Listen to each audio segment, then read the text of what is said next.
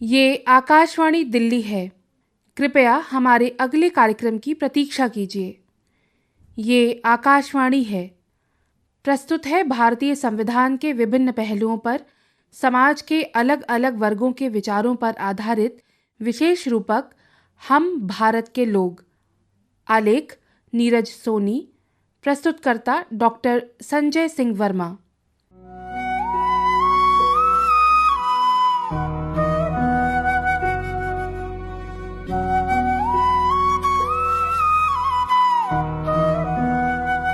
हम भारत के लोग संपूर्ण प्रभुत्व संपन्न समाजवादी पंथ निरपेक्ष लोकतंत्रात्मक गणराज्य बनाने के लिए तथा उसके समस्त नागरिकों को सामाजिक, आर्थिक और राजनैतिक न्याय, विचार, अभिव्यक्ति, विश्वास, धर्म और उपासना की स्वतंत्रता, प्रतिष्ठा और अवसर की समता प्राप्त करने के लिए तथा उन सब में व्यक्ति की गरिमा, राष्ट्र की एकता और अखंडता सुनिश्चित करने वाली बंधुता बढ़ाने के लिए दृढ़ संकल्प होकर अपनी इस संविधान सभा में आज तारीख 26 नवंबर 1949 मिति मार्गशीर्ष शुक्ला सप्तमी संवत 2006 विक्रमी को एतद्द्वारा इस संविधान को अंगीकृत, अधिनियमित और आत्मार्पित करते हैं।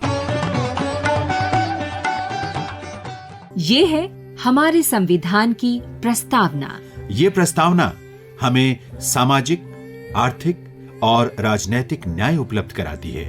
व्यक्ति की गरिमा और राष्ट्र की एकता और अखंडता को सुनिश्चित करने वाली बंधुता स्थापित करती है।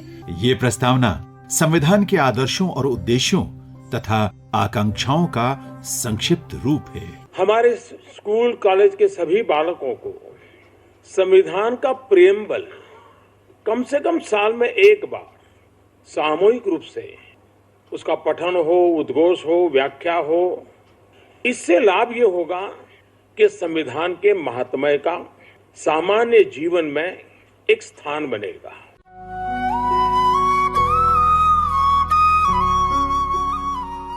किसी भी लोकतंत्र या जनतंत्र को चलाने के लिए आप देखें तो एक कायदे कानून की आवश्यकता होती है और वो कायदा कानून जो है देश का आपका संविधान तय करता है। सांसद मीनाक्षी लेखी। संविधान तय करता है कि सरकार कैसे चलेगी, क्या नियम होंगे, राज्य के क्या अधिकार होंगे, केंद्र के क्या अधिकार होंगे। संविधान वो कानून है जिसके आधार पर देश के हर नागरिक को न्याय प्राप्त हो, यानी राजनीतिक न्याय, आर्थिक न्याय और सामाजिक न्याय।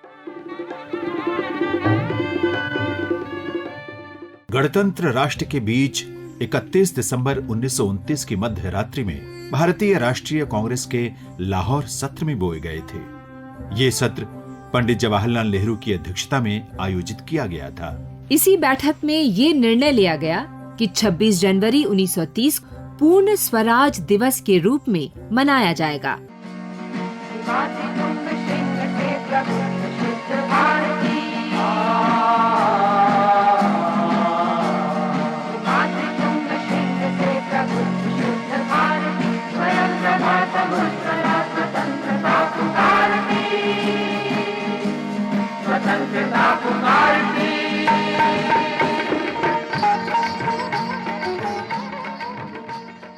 कैबिनेट मिशन योजना के अनुसार जुलाई 1946 में संविधान सभा का चुनाव हुआ। भारतीय संविधान सभा की पहली बैठक 9 दिसंबर 1946 को हुई। सभा के सबसे बुजुर्ग सदस्य डॉक्टर सच्चिदानंद सिन्हा को सभा का अस्थायी अध्यक्ष चुना गया। इस सभा का उद्देश्य भारत को एक संविधान प्रदान करना था जो दीर्घावधि प्रयोजन पूरे करे। प्रस्तावित संविधान के विभिन्न पक्षों पर गहराई से अध्ययन करने के लिए अनेक समितियों की नियुक्ति की गई। संविधान सभा के पहले अध्यक्ष डॉक्टर सच्चिदानंद सिन्हा के देहांत के कारण डॉक्टर राजेंद्र प्रसाद को इसका अध्यक्ष बनाया गया। प्रसिद्ध लेखक और पत्रकार रतन लाल जोशी ने अपने अनुभवों का जिक्र करते हुए कहा था, जब हम लोग उनके डेरे पर आनंद भवन में गए तो वहाँ देखा कि वो बिस्तर पर बैठे हैं और उनके आसपास करीब 50 पुस्तकें, कुछ खुली पड़ी हैं, कुछ बंद पड़ी हैं। वैसे ही सबको आश्चर्य था कि संविधान के ऊपर ये पुस्तकें राजेंद्र बाबू क्यों पढ़ रहे हैं।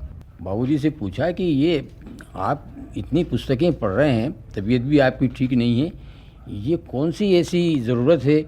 तो वो थोड़े से मुस्कराए और फिर कहने लगे कि ये पुस्तकें जो थी वो क्या थी, तुमने पढ़ी। हमने कहा कि हमने देखा है कि वो ज़्यादातर पुस्तकें कॉन्स्टिट्यूशन संविधान के ऊपर ही थी। तो कहने लगे देखिए ऐसा है ना कि संविधान तो बनाना ही है और भारत स्वतंत्र हो रहा है, संविधान की ज़रूरत पड़ेगी, इसलिए हम लोग अभी से तैयारी कर रहे हैं। संविधान निर्माण की प्रक्रिया में कुल 2 वर्ष 11 महीना और 18 दिन लगे। इसके बाद दुनिया के सामने एक सार्वभौम गणराज्य के रूप में उसका असली रूप 26 जनवरी 1950 को सामने आया, जब भारत की संसद ने अपना संविधान अपनाने और लागू करने की घोषणा की। बाबा Saheb Bhimrao Ambedkar. On this, the 26th day of January 1950, India, that is Bharat, shall be a sovereign, democratic republic. इस संविधान सभा में महत्वपूर्ण विषयों पर 17 अलग अलग समितियों का गठन हुआ था। इनमें से सर्वाधिक महत्वपूर्ण समितियों में से एक ड्राफ्टिंग कमेटी थी और डॉक्टर बाबा साहब आम्बेडकर संविधान की उस ड्राफ्टिंग कमेटी के अध्यक्ष थे। एक बहुत बड़ी महत्वपूर्ण भूमिका का वो निर्वाह कर रहे थे। आज हम भारत के जिस संविधान पर गौरव का अनुभव करते हैं, उसके निर्माण में बाबा साहब आम्बेडकर के कुशल नेतृत्व की अमिट छाप है। उन्होंने ये सुनिश्चित किया कि समाज के हर तबके का कल्याण हो। जब देश आज़ाद हुआ था, बहुत सारे जो क्रिटिक्स थे उनका ये मानना था कि इतनी विविधताओं वाला देश, इतनी गरीबी वाला देश, क्या ये डेमोक्रेसी सक्सेसफुल हो पाएगी। दिल्ली के मुख्यमंत्री अरविंद केजरीवाल। बहुत सारे लोगों को लगता था ये देश बहुत जल्दी टूट जाएगा।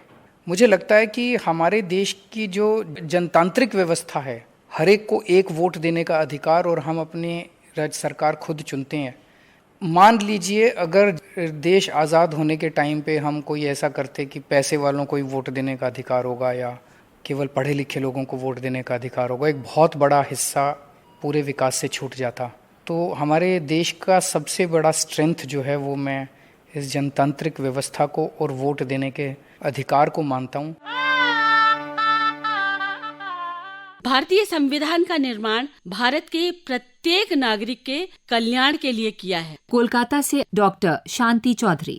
वस्तुतः भारतीय संविधान भारत की एकता, अखंडता, व्यक्तिगत स्वतंत्रता का एक ऐसा उदाहरण है जो हम सभी को पूरी दुनिया में ढूंढने से नहीं मिल सकता है। हमारे संविधान निर्माताओं ने भारत के नागरिकों के हित में संविधान बनाया। आइजॉल से डॉक्टर वी लालिंग जामी। जो कि जनजाति के लिए ये एक अनमोल है।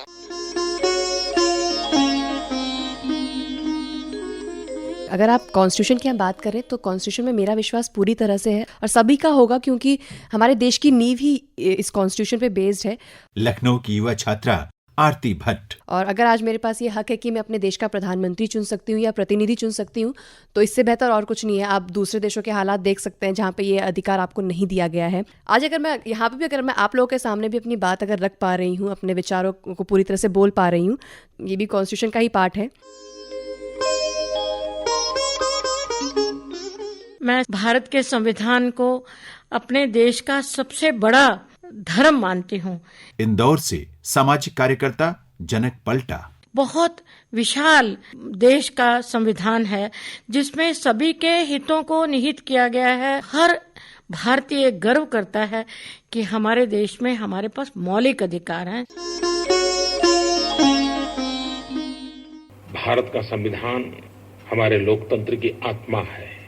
हमारा संविधान बहुत व्यापक है।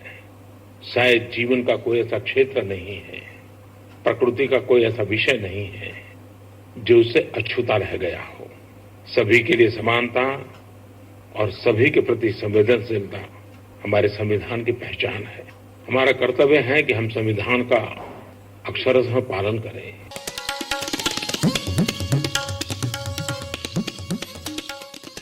1950 में संविधान के लागू होने पर हमने ऐसे उसमें प्रावधान रखे कि हमारा देश बहुआयामी व्यक्तित्व वाला देश बन गया। नजीबाबाद से डॉक्टर सुषमा हंस। सबसे अधिक विकास आर्थिक क्षेत्र में किया, कृषि ने उन्नति करी, कृषि में हरित क्रांति का बहुत बड़ा योगदान रहा जिससे सारी कृषि में हलचल मची। आधारभूत संरचना के क्षेत्र में बहुत अधिक विकास हुआ, रेल, सड़क, यातायात, परिवहन के साधन इत्यादि क्षेत्रों में हमने बहुत अधिक सफलता प्राप्त करी। आज हर गांव सड़क से जुड़ा हुआ है जिसके कारण हमारे यहाँ पर उन्नति और उन्नति होती जा रही है। कंप्यूटर क्रांति ने तो सारी स्थिति को बदल दिया है।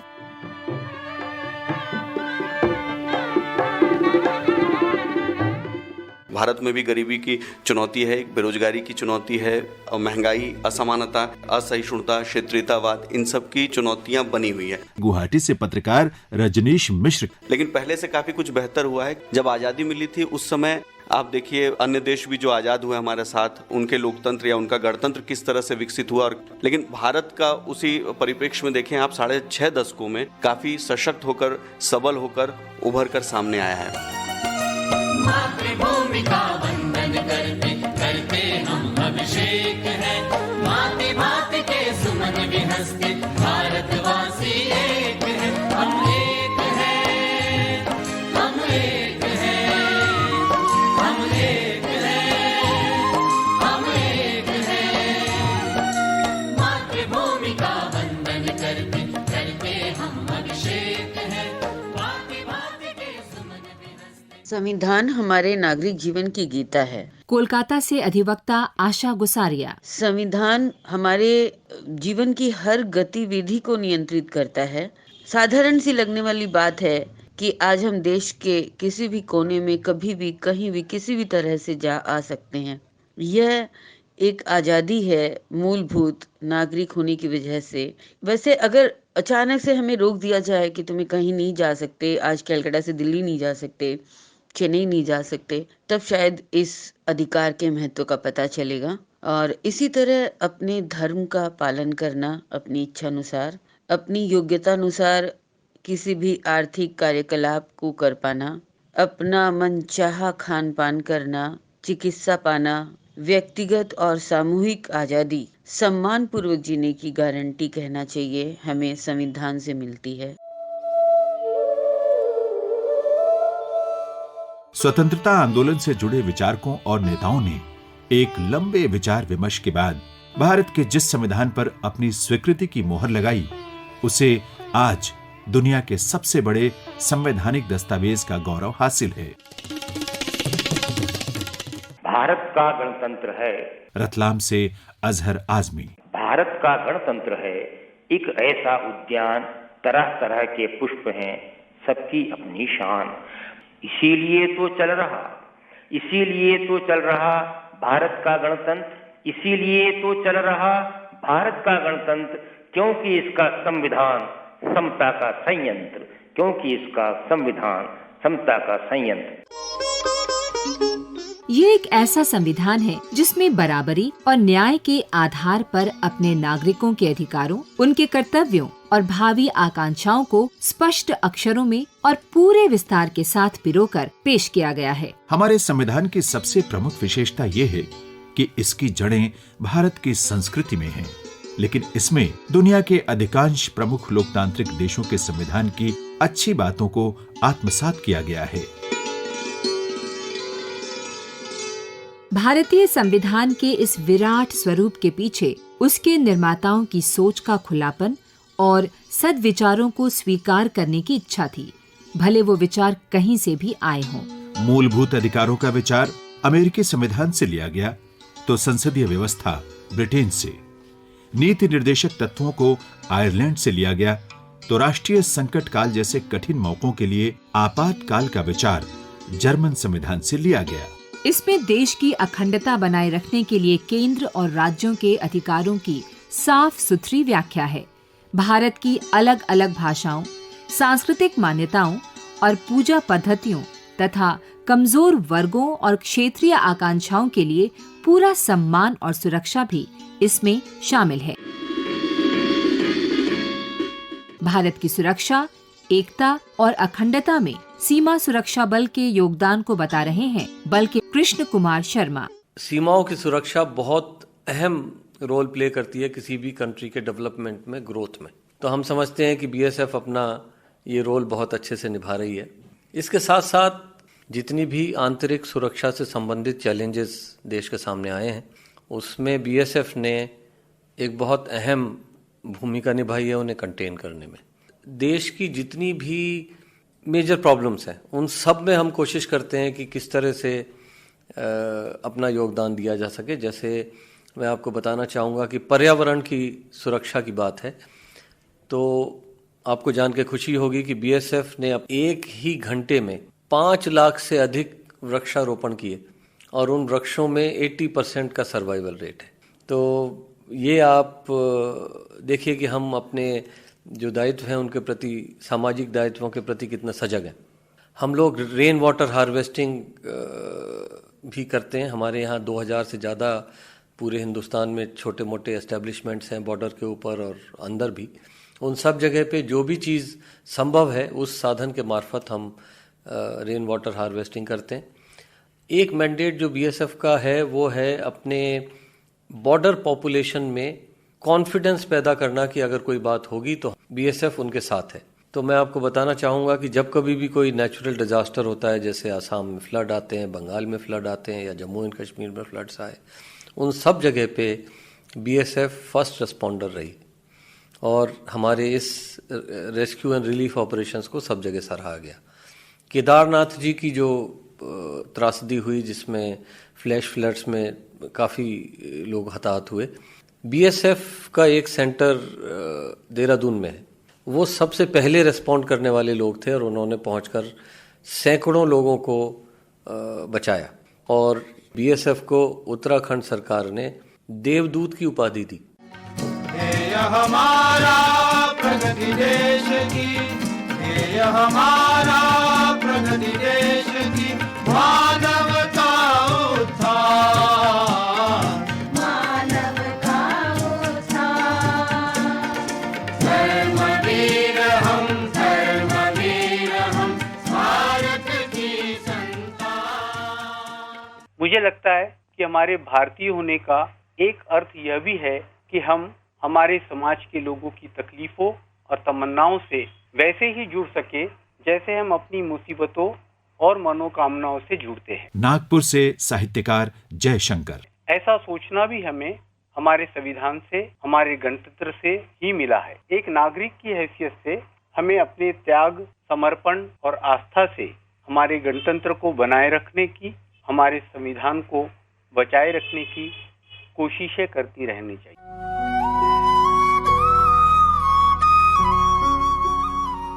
26 जनवरी गणतंत्र दिवस क्या है? सामाजिक न्याय और अधिकारिता मंत्री थावरचंद गहलोत। आजादी के बाद हम गणतंत्र हुए हैं, हमारे द्वारा बनाया हुआ कानून देश में लागू हुआ है और उस कानून का अनुपालन करते हुए देश को चहुमुखी विकास की ओर ले जाना, देशवासियों को गणतंत्र दिवस के महत्व की जानकारी होना आवश्यक है, विशेषकर देश की भावी पीढ़ी को, देश के युवाओं को। हमारे संविधान में न्याय, बराबरी, खुलेपन और सद्भाव की सुरक्षा के साथ साथ नागरिकों के कर्तव्यों की भी पूरी व्याख्या है। हमारा कर्तव्य है कि हम संविधान का अक्षरशः पालन करें। नागरिक हो या प्रशासक, संविधान की भावना के अनुरूप आगे बढ़े, किसी को किसी भी तरह से क्षति न पहुंचे, यही तो संविधान का संदेश है।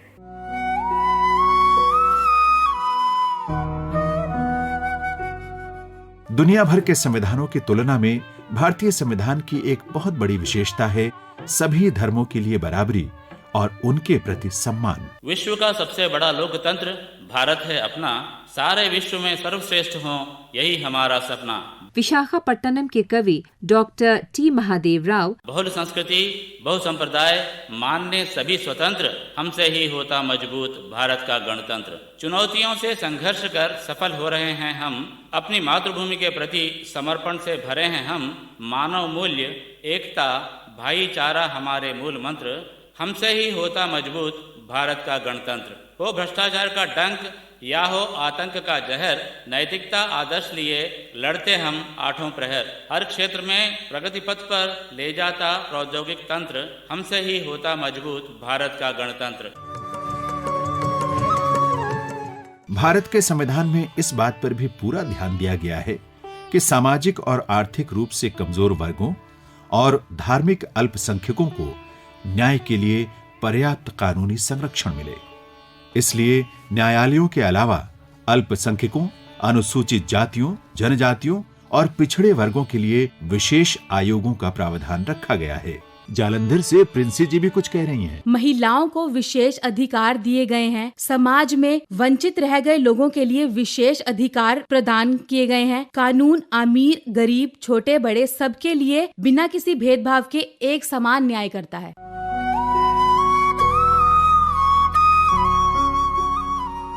जागे हुए नागरिक देश में लोकतंत्र के आधार संविधान में विश्वास रखते हैं। चेन्नई से दिलीप चंचल। लोकतंत्र सजग नागरिकों के सहयोग के बिना फल फूल नहीं सकता। कुछ ऊंचे रसूखदार लोग संविधान का पालन भी नहीं करते हैं, जो बहुत ही चिंता का विषय है।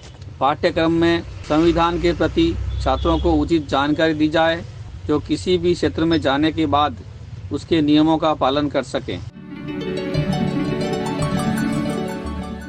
संविधान ने भारतीय महिलाओं को नई शक्ति दी है, लेकिन ये भी सच है कि संविधान निर्माताओं ने जिन आदर्शों और नीतियों के सपने सजोए थे, उन्हें पूरा होना अभी बाकी है। संविधान के प्रति श्रद्धा और विश्वास होने के बावजूद अधिकतर लोग संविधान के नियमों से परिचित नहीं।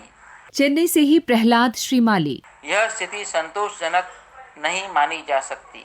इसलिए आवश्यक है कि आरंभ से ही योजनाबद्ध रूप से संविधान से छात्रों का परिचय कराया जाए, ताकि नई पीढ़ी लोकतंत्र में अपने कर्तव्य के पालन और अधिकार के सदुपयोग द्वारा देश के विकास में सक्रिय भूमिका निभा सके।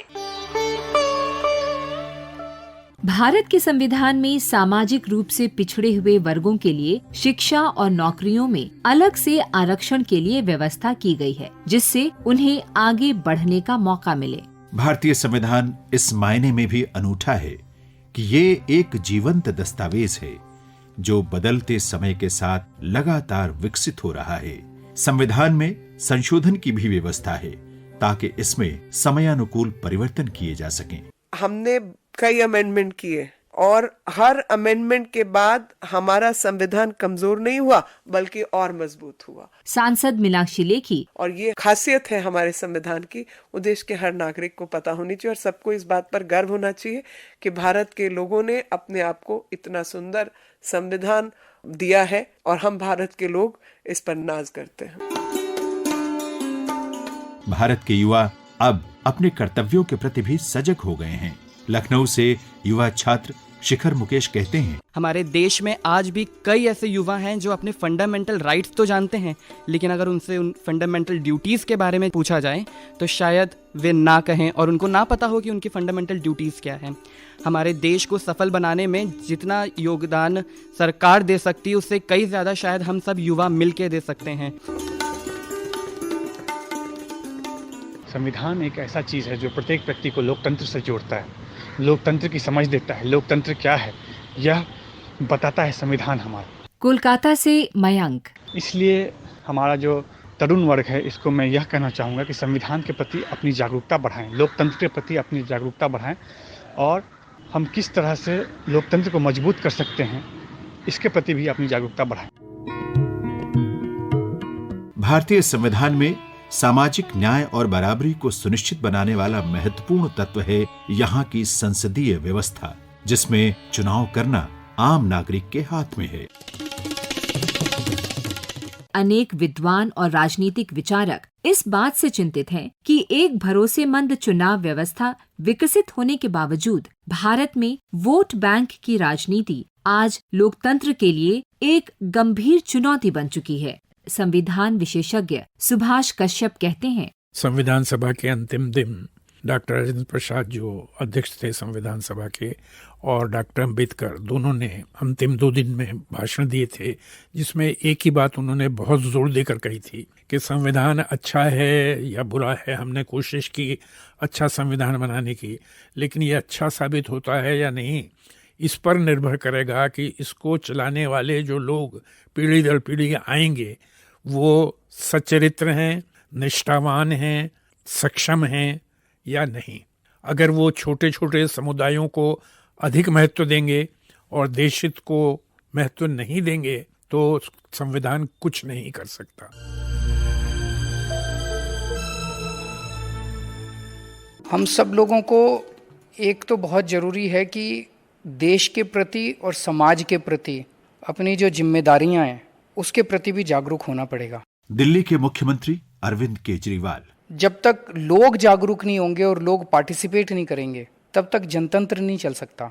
जनतंत्र मतलब जनता का शासन, और जनता ही अगर सो जाएगी, जनता पार्टिसिपेट नहीं करेगी, तो जनता को तो हर चीज़ में, सामाजिक में भी पार्टिसिपेट करना पड़ेगा और पॉलिटिक्स में भी पार्टिसिपेट करना पड़ेगा, शासन में भी पार्टिसिपेट करना पड़ेगा, डे टू डे की गवर्नेंस में भी पार्टिसिपेट करना पड़ेगा, आवाज़ भी उठानी पड़ेगी अगर कुछ गलत होता है तो। हम लोगों को आज 21वीं सदी में एक तरह से सामाजिक आंदोलन करना पड़ेगा। इसके लिए हम सब लोगों को सामाजिक तौर पे भी आपस में इसके बारे में चर्चा करने की ज़रूरत है। भारत का संविधान इस मायने में भी अनूठा है कि इसमें नागरिकों के अधिकारों के साथ साथ उसके कर्तव्यों की भी विस्तार से व्याख्या की गई है।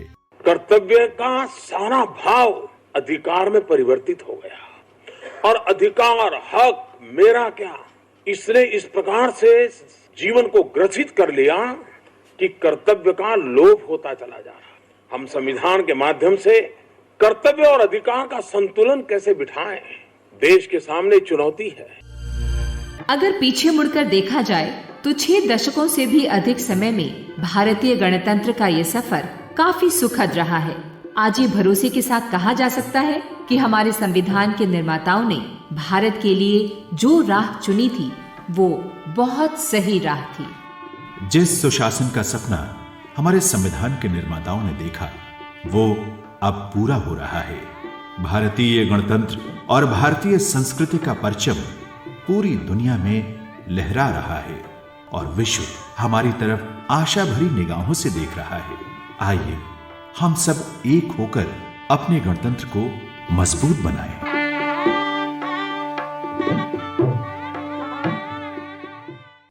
हम भारत के लोग भारतीय संविधान के विभिन्न पहलुओं पर समाज के अलग अलग वर्गों के विचारों पर आधारित विशेष रूपक अभी आप सुन रहे थे। आलेख नीरज सोनी, वाचक स्वर राजश्री त्रिवेदी और जैनेन्द्र सिंह, प्रस्तुति सहयोग नवोदिता मिश्रा, प्रस्तुतकर्ता डॉक्टर संजय सिंह वर्मा। केंद्रीय हिंदी रूपक एकांश द्वारा निर्मित यह विशेष रूपक आकाशवाणी दिल्ली से प्रसारित किया गया।